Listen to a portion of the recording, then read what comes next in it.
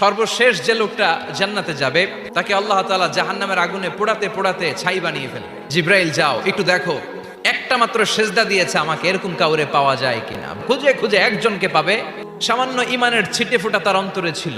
আল্লাহ বলবেন, যেহেতু ছিটে ফোঁটা আছে, অনেক মাইর খাইছে, জাহান্নাম থেকে বের করে একটা নির্ধারিত দূরত্বে রেখে দাও, রেখে দেওয়া হবে। অনেকদিন সে ওখানে আনন্দে থাকবে। অনেকদিন থাকার পরে মনে মনে ভাববে জাহান্নামের সৌন্দর্যের দৃশ্য একটু চোখ দিয়ে অবলোকন করা যায় কিনা। সে আল্লাহরে ডেকে বলবে, আল্লাহ আমার একটা ফরিয়াদ আছে। কি ফরিয়াদ?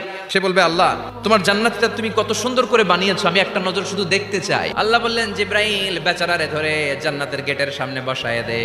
এবার জান্নাতের গেটের সামনে বসে বসে জান্নাতের সৌন্দর্য দেখা শুরু করবে। এমন সৌন্দর্য যেটা চোখ দিয়ে কেউ দেখে নাই, কান দিয়ে শোনে নাই। ওই সৌন্দর্য চোখে দেখে, কান দিয়ে আওয়াজ শোনে, মাগার ভোগ করতে পারে না। আবার আল্লাহরে ডাকবে, মনে মনে ভাববে আর একটু ট্রাই করি না, দোষ কি, আস্তে আস্তে অনেক দূর তো আগাইছি। এবার আল্লাহরে বলবে, আল্লাহ এত সুন্দর জান্নাত চোখ দিয়ে দেখি,